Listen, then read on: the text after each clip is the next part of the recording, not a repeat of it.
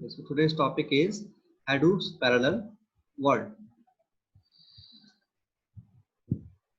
हमारे सिलेबस में टॉपिक है बिग डेटा इंट्रोडक्शन के बाद ये सब कुछ हमने डिस्कस किया। Big data, what is big data, importance, 4 B's, data analytics, big data introduction to big data analytics, ये सब कुछ हमने एप्लीकेशन से डिस्कस किए।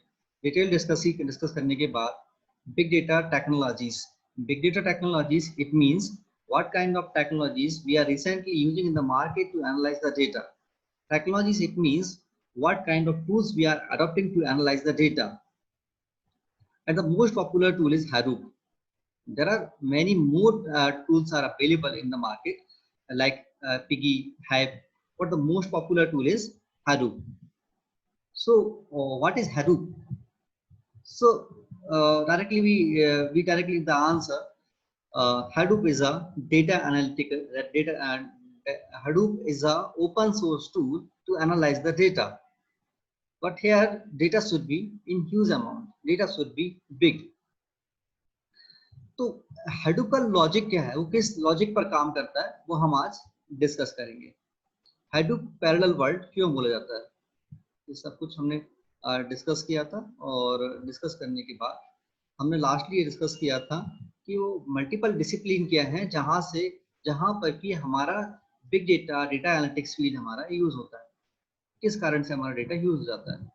नाउ देन हमने एक डायग्राम डिस्कस किया था। मैंने आपसे पूछा था कि ये डायग्राम को देखकर आपको क्या समझ आता है, तो आप में से किसी ने कहा कि सर ये एक मकड़ी का जाल है बेसिकली, और किसी ने कहा नेटवर्क है, किसी ने कहा कि मकड़ी का जाल है, किसी ने कहा कि सर अलग अलग आंसर्स मेरे पास आए, पर एक आंसर आया कि सर ये बेसिकली मुझे तो दिख रहा है कि कुछ स्पाइडर्स हैं और ये उनका नेट है। मैंने कहा हाँ एग्जैक्टली यही है। हम बोलते हैं डेटा कॉम्प्लेक्स होता है, डेटा ह्यूज होता है, और उस डेटा को हमको एनालाइज करना है, but well arranged, well formatted and उसको बहुत अच्छे से सिक्वेंशियली हमको मैनेज करके और हमको रिजल्ट को फाइनली निकालना है। मतलब स्ट्रक्चर्ड वे में हमको काम करना है। डेटा भले ही अनस्ट्रक्चर्ड और कॉम्प्लेक्स है, जब हम इनको देखते हैं तो हमको समझ आता है कि ये बहुत कॉम्प्लेक्स चीज है। मकड़ी का जाल एक बहुत कॉम्प्लेक्स चीज है, बट वेल अरेंज होता है, वेल डिफाइंड होता है और स्ट्रक्चर्ड होता है। अनस्ट्रक्चर्ड नहीं होता, स्ट्रक्चर्ड होता है। अनस्ट्रक्चर्ड होता तो उलझा हुआ होता, वो कहीं भी कुछ भी हो रहा होता। स्ट्रक्चर्ड होता है, वो एक आर्किटेक्चर है। उस आर्किटेक्चर को अच्छे अच्छे साइंटिस्ट फॉलो करते हैं। वो जो आर्किटेक्चर डिजाइन करते हैं उनका आर्किटेक्चर मजबूती के लिए होता है। इतना मजबूत आर्किटेक्चर होता है कि एक चींटा, अच्छा बड़ा चींटा भी, एक बड़ा कीड़ा भी आके फंस गया यदि उसमें, तो उसकी टांग वहां पर फंस जाती है, वो निकल नहीं पाता वहां से, इतना मजबूत होता है वो। बहुत अच्छा आर्किटेक्चर है ये। आर्किटेक्ट की आपको पॉइंट ऑफ व्यू, इंजीनियरिंग के पॉइंट ऑफ व्यू से देखूं तो डेटा साइंस भी बिल्कुल ऐसा ही काम करता है। बहुत कॉम्प्लेक्स है, देखने में अनस्ट्रक्चर्ड है, बट स्ट्रक्चर्ड है वो, और वो सिक्योर है, सेफ है। बिग डेटा होने के बाद भी, यूज होने के बाद भी, डेटा सेंटर से उसको मैनेज करने के बाद भी सेफ है, सिक्योर है और अरेंज्ड है। हमारा डेटा एनालिटिक्स सिस्टम है वो। डेटा जब हम Hadoop पढ़ते हैं, बिग डेटा में जब हम Hadoop टूल के बारे में बात करते हैं, तो Hadoop का जो साइन है वो इस तरह से एक छोटा सा हाथी बना होता है। इसको देख के मुझे जो समझ आता है, जो मैंने स्टडी किया कई जगह, तो मुझे वहां पर ये बोला गया कि वहां पर उनका छोटा सा हाथी बनाने का एक मोरल ये है कि वो ये रिप्रेजेंट करना चाहते हैं कि क्या एक छोटे से कमरे के अंदर एक हाथी रह सकता है क्या? दरवाजा छोटा सा है, क्या उसके अंदर हाथी जा सकता है क्या? Can elephant enter in a room? If you have a big room, if you have a hall, is it possible to enter a elephant inside of a room? Answer is no. It is impossible to enter a elephant in a room. हम रख ही नहीं सकते उसके अंदर, वो enter ही नहीं हो पाएगा। पर डेटा के सेंस में हमको ये चीज करनी है। बिग डेटा के सेंस में हमको ये काम करना है कि एक रूम हमारे पास है, वो रूम है हमारा hard disk, server, storage, secondary storage, और वहां पर हमको बिग डेटा को रखना है। मतलब we have to enter elephant in a small room, मेरे पास एक कैपेसिटी, फिक्स कैपेसिटी का एक हार्ड डिस्क है और उस हार्ड डिस्क के अंदर हमको ह्यूज डेटा को रखना है, और रखना है इन द सेंस केवल एंटर नहीं करना है, वहां पर उसको मैनेज करना है। मतलब हाथी को उस कमरे के अंदर रहना है। हम उसको ये सिखा रहे हैं, हम बिग डेटा को एक हार्ड डिस्क के अंदर रख रहे हैं और उसको मैनेज भी कर रहे हैं। सो यही चीज हमने यहाँ बोली है। Here I am today talking about elephant. Why we are talking about elephant? Hadoop. Hadoop is an elephant. Hadoop is a tool which permit us to do that. We are in a world today when where there is exabyte of data being generated every data. Consider that following statistics. हम बोलते हैं कि हम यहाँ पर millions of billions of bytes हम generate कर रहे हैं, terabytes of data, gigabytes of data हम यहाँ पर जनरेट कर रहे हैं, मेटाबाइट्स ऑफ डेटा हम जनरेट कर रहे हैं। कैसे जनरेट कर रहे हैं? कभी आप रियलाइज करेंगे तो आपको पता चलेगा कि हम कैसे डेटा जनरेट कर रहे हैं। Facebook users share nearly 2.5 million pieces of content. We are talking about per minute. Facebook users share nearly 2.5 million of pieces of content per minute. It means we are sharing 2.5 million content per minute. Twitter users tweet nearly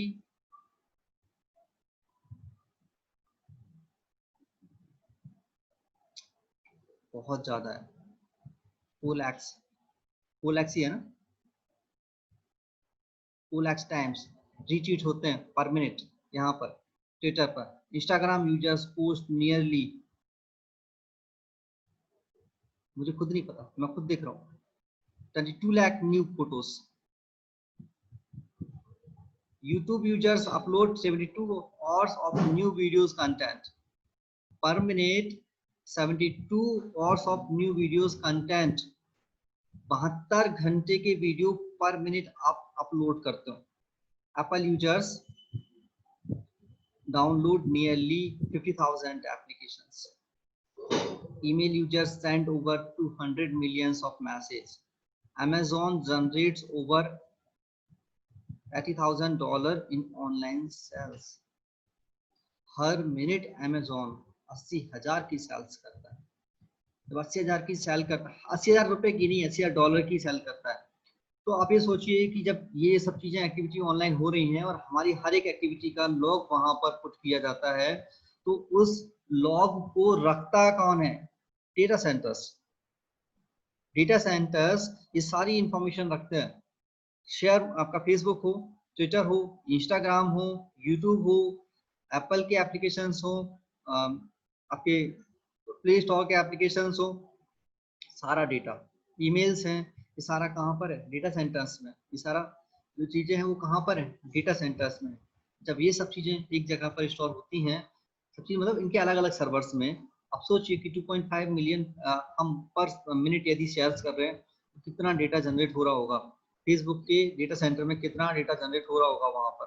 videos वैसे ही use होते हैं। हमारा cellphone में यदि हम video बनाना शुरू करें, 3-4 घंटे के बाद, 2 घंटे के बाद हमारा सेलफोन का मेमोरी 64 GB हमारा 3 घंटे के अंदर फुल हो जाता है। यदि हमारे पास 2 घंटे के ऊपर ही फुल हो जाता है, यदि हमारा जो कैमरा है वो अबाउट 48 मेगापिक्सल है, तो इतनी शार्प, इतनी HD क्वालिटी की वीडियो जनरेट होती है कि आपका वो बहुत ज़्यादा मेमोरी ऑक्यूपाई करती है। तो आप सोचिए कि इतना सारा वीडियो यूट्यूब कंटेंट है, वो कहाँ पर कैसे उसको मैनेज करता होगा। ये है बिग डेटा।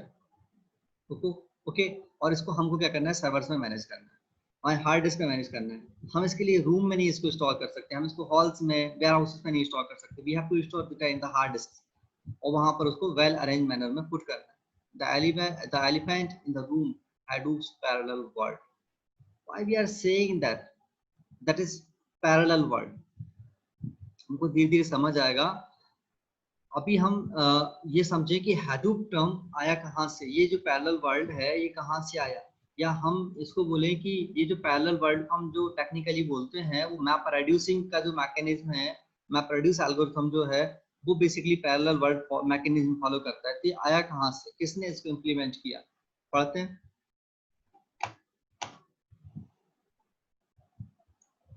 बेसिकली गूगल ही टर्मिनोलॉजी मार्केट में लेके आया। handle this amount of data, there must be some technologies in place.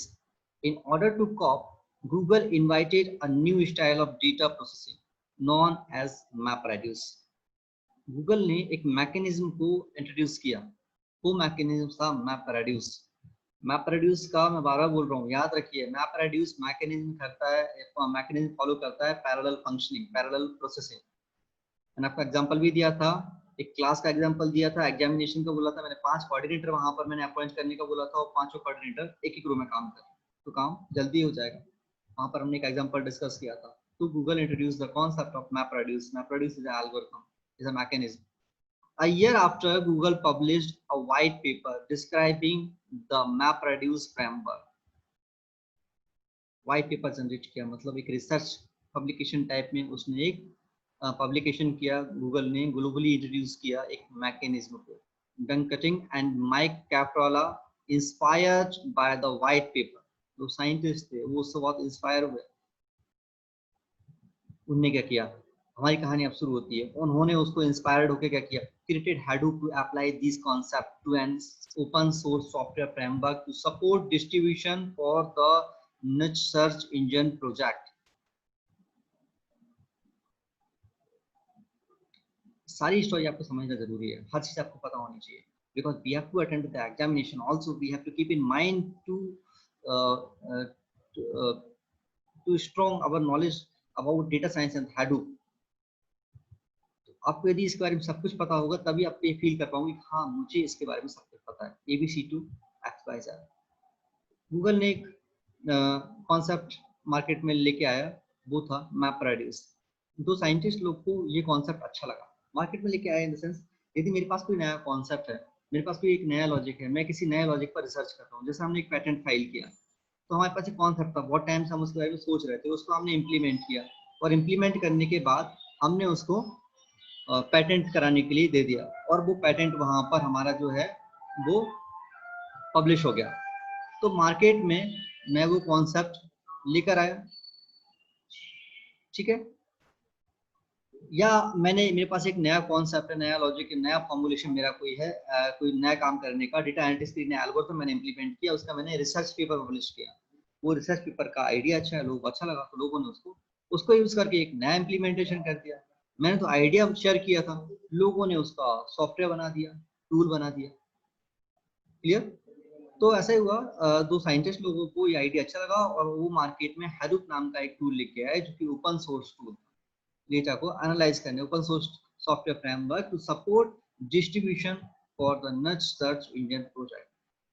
Search engine Google search engine है, तो इन्होंने अपने सर्च इंजन के लिए इस कॉन्सेप्ट को यूज किया और इस कॉन्सेप्ट को यूज करके उन्होंने अपने सर्च इंजन को ऑप्टिमाइज किया। Apache Hadoop is one of technology that has been the darling of big data talk. Hadoop is an open source platform for storage and processing of diverse data types that enables data driven enterprise to drive the complete value from all their data. इस paragraph की आधी चीज हमको समझ आती है। Apache Hadoop is one technology that has been the darling of big data talk. Hadoop is an open source platform for storage and processing of diverse data types that enables data-driven enterprise to drive the complete value from all their data.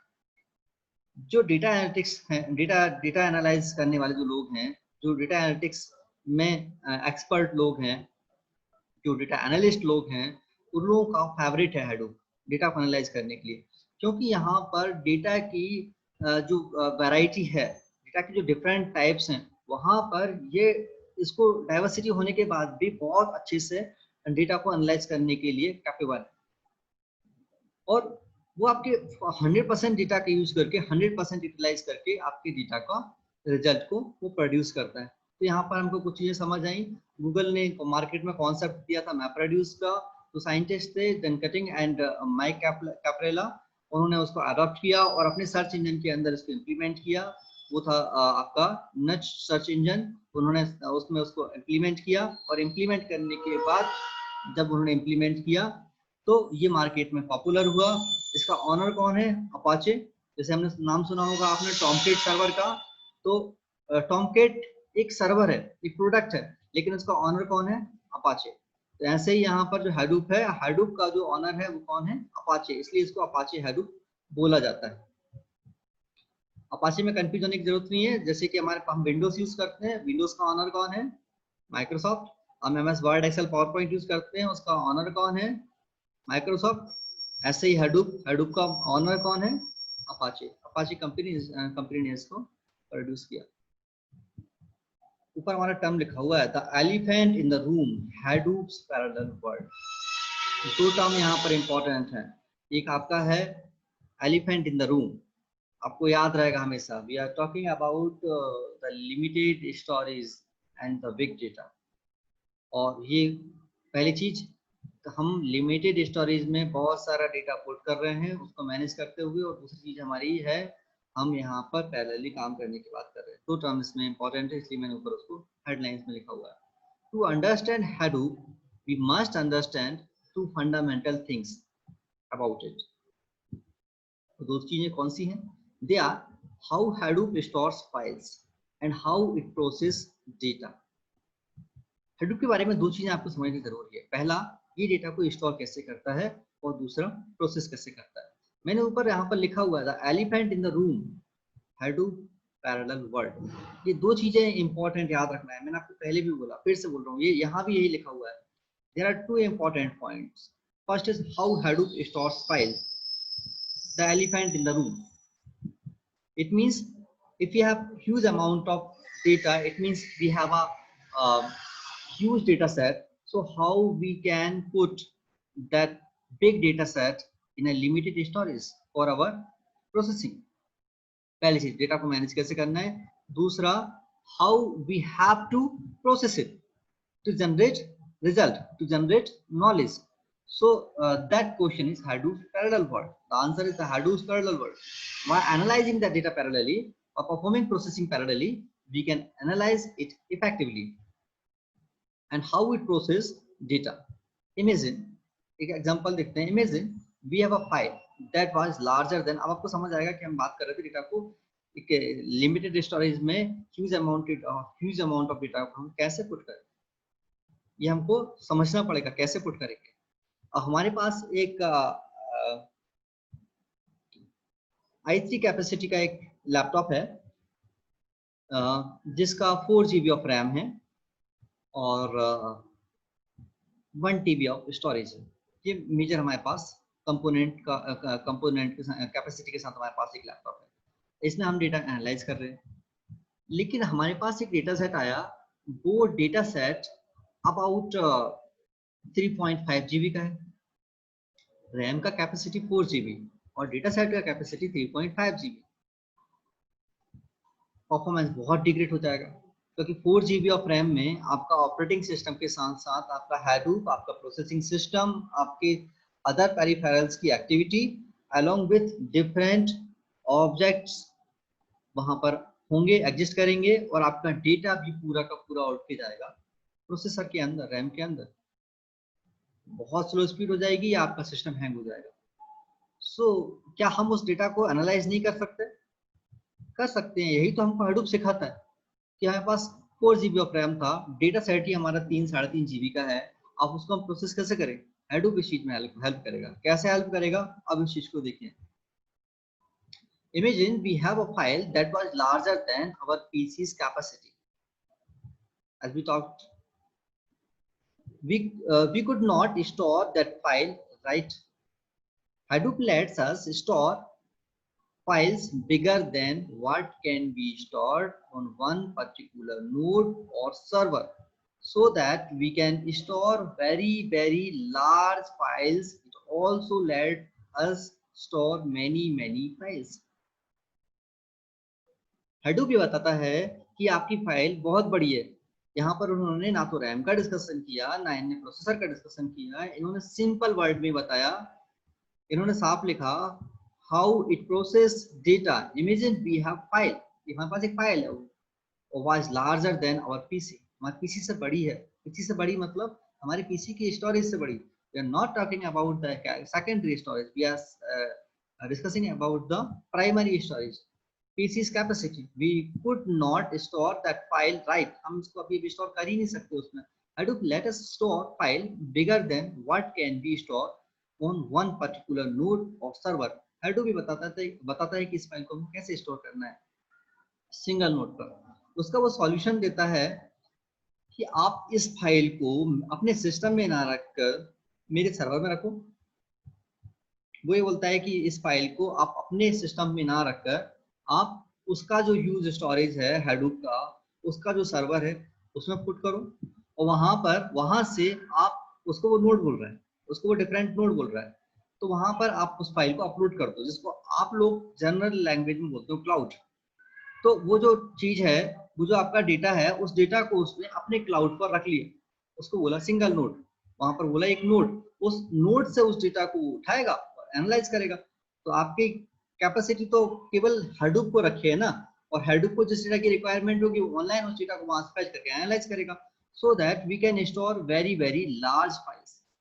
Yes, exactly, we can store very large files, because we are not storing files in our primary memory, we are storing our files in the Hadoop's memory. And Hadoop have a larger, big, huge, whatever you want to say, memory. वहां पर memory को, बहुत सारी memory उसके पास है, capacity है, वहां पर आप अपनी मेमोरी को, वहां पर अपने डेटा को वहां पर भेज सकते हो. ये प्रोसेस बिल्कुल वैसे ही है जैसे कि आप अपने फोन में, MI फोन में MI क्लाउड का यूज करते हो, आप अपनी फाइल्स को रखने के लिए गूगल ड्राइव का यूज करते हो. बेसिकली ये सब कुछ क्या है, ये जो है बेसिकली क्लाउड्स हैं, जहाँ पर हमारे डेटा को हम स्टोर कर लेते हैं, और वो फाइल्स हमको यहाँ पर दिखती रहती है. गूगल ड्राइव की फाइल्स को हम यदि देखना चाहें तो सेलफोन में देख सकते हैं, और जब चाहे उसको क्लिक करके हम उसको एक्सेस भी कर सकते हैं. बस डाउनलोड हो जाएगी वो फाइल. और हम यदि किसी को ये नहीं पता कि ये गूगल ड्राइव की जो फाइल्स है ये किसी सर्वर पर है, तो उसको यही रियलाइज होता है कि ये फाइल इसी सेल फोन में स्टोर्ड है. क्लियर? सारा का सारा जो खेल है वो इंटरनेट और हाई स्पीड का है, so that we can store very large files. It also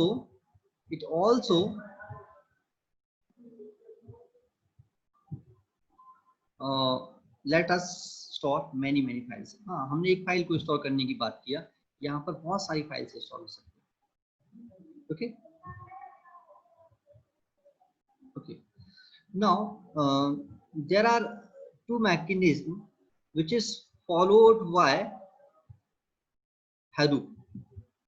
Today we will discuss in short, and tomorrow we will discuss in detail the topics. Hadoop followed two mechanisms to perform whole functioning. First mechanism is the Hadoop distributed file system. Remember the Hadoop distributed file system, which is known as HDFS. So Hadoop firstly follow the HDFS, which is Hadoop distributed file system. Yeah, distributed file system, we discuss distributed file system in general. That means we are distributing something. We are working distributedly.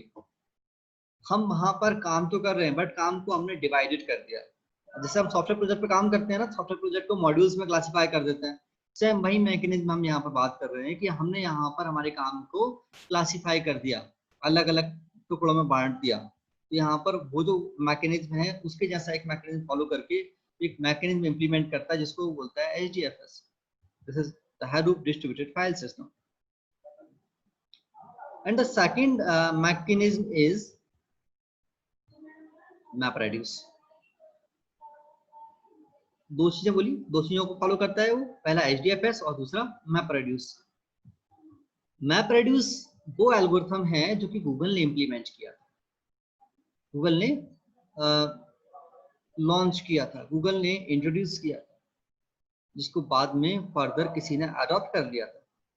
तो पहले क्या कर रहा है वो, पहला step उसका HDFS है आपका, और Hadoop डिस्ट्रीब्यूटेड फाइल सिस्टम, और दूसरा है MapReduce. MapReduce कैसे काम करता है? पैरेलली काम करता है. उसके काम करने का तरीका क्या है? पैरेलल है. इस तरह से मैं आपको इन जनरल बता रहा हूँ, we will discuss in detail tomorrow.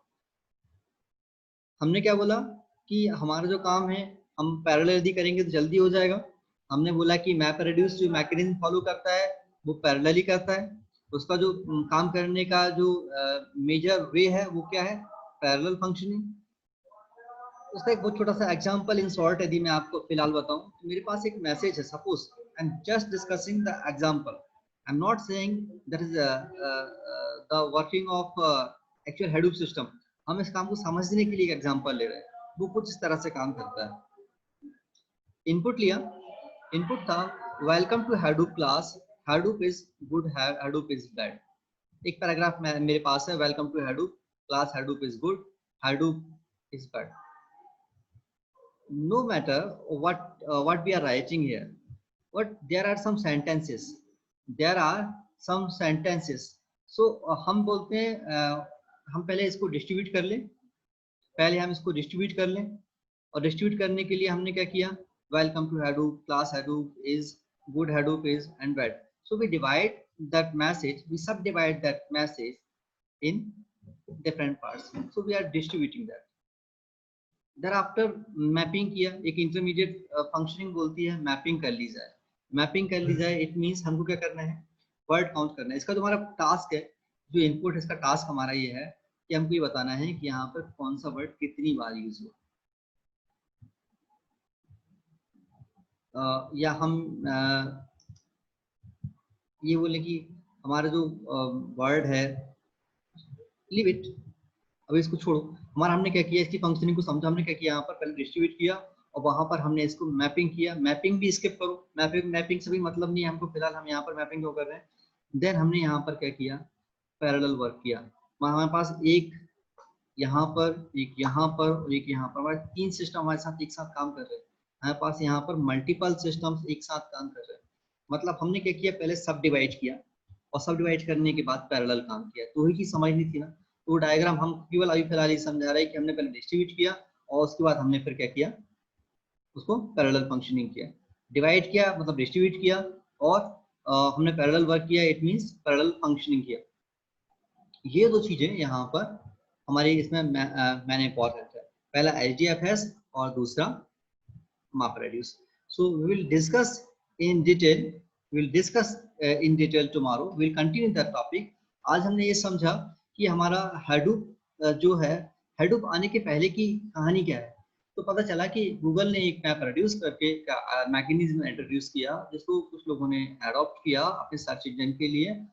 Further Apache ने इसको अडॉप्ट कर Hadoop नाम का एक ओपन सोर्स टूल मार्केट में लेके आए, और उस टूल का जो मैकेनिज्म है, जो मेन फंक्शनिंग है, काम करने का तरीका है, वो तरीका क्या है, वो तरीका है उसके जो काम करने का वे है वो 2 स्टेप प्रोसीजर है। पहला है उसका HDFS, that means Hadoop distributed file system, and second one is the MapReduce। It means पहले वो HDFS करता है और दूसरा देन वो MapReduce एल्गोरिथम को अडॉप्ट करता है।